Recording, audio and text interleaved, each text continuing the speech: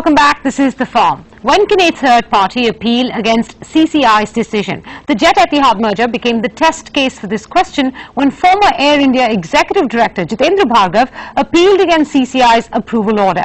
Last week, the Competition Appellate Tribunal dismissed Bhargav's appeal, saying he is not an aggrieved person. Has the Compact taken a narrow view of the situation? Payaswini Upadhyay puts that question to experts.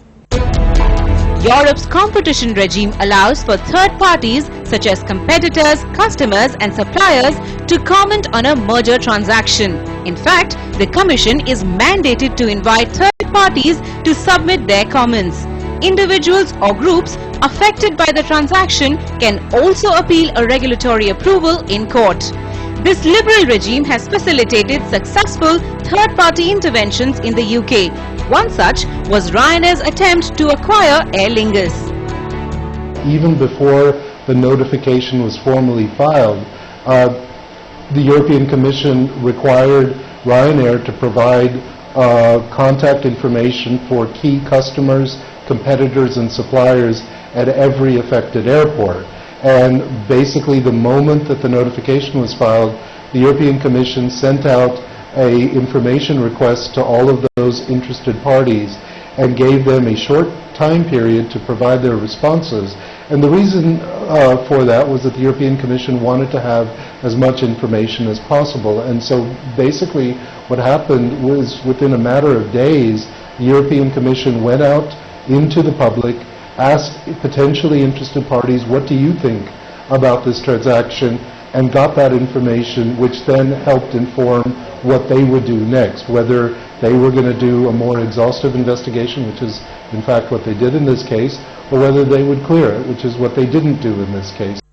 In the United States, though the merger control guidelines do not codify the process for third-party interventions, the regulators call for information as a best practice.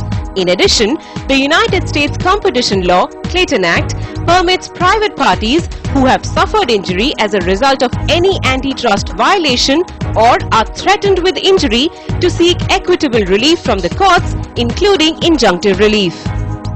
Typically, they do need, we call it standing, but they do need evidence that they will be aggrieved by the merger. But by and large, the mergers that are going to be challenged in the U.S. By private citizens, they typically will be able to meet the standing requirement, which is not that high for a merger. Here, their argument would be that if prices go up on an airline ticket and they buy those airline tickets, they would be injured. And since mergers are looking forward, they just need to show that there is a probability that they will be injured, not that they have been injured by the merger. In India, the law allows for third-party representation before the CCI only if the regulator initiates a phase 2, that is, a detailed investigation against a merger.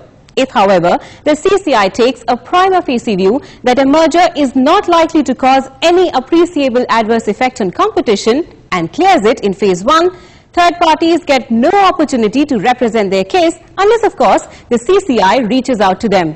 The Act, however, provides for an appeal.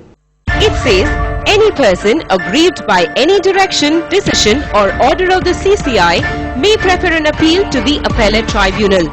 CCI's merger approval of the Jet Etihad deal became a test case to determine who would qualify as an aggrieved person.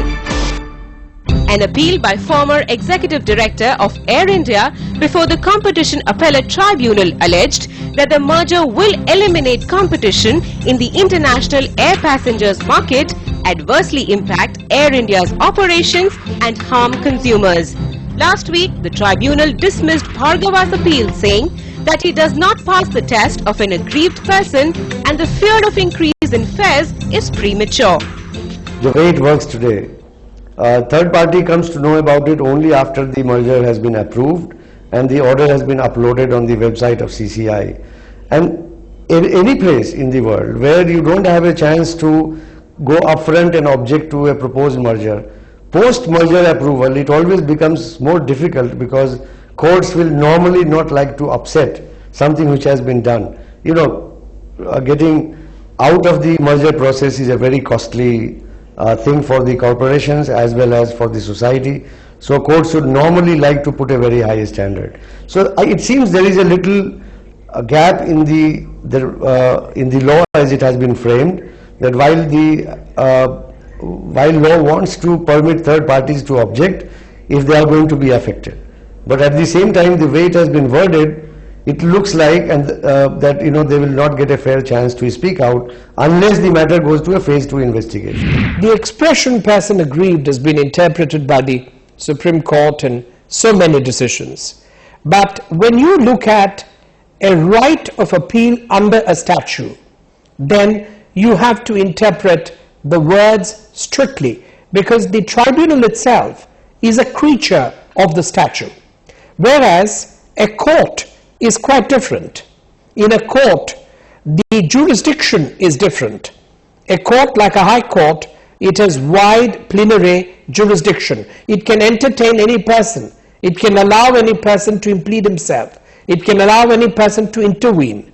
Now all this is not available in respect of a tribunal.